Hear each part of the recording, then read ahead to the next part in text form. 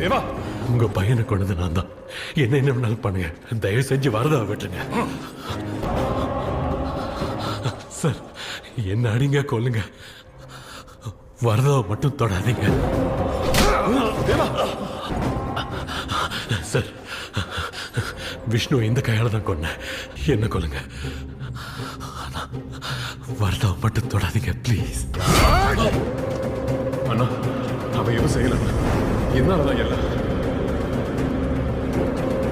என்ன கொண்டு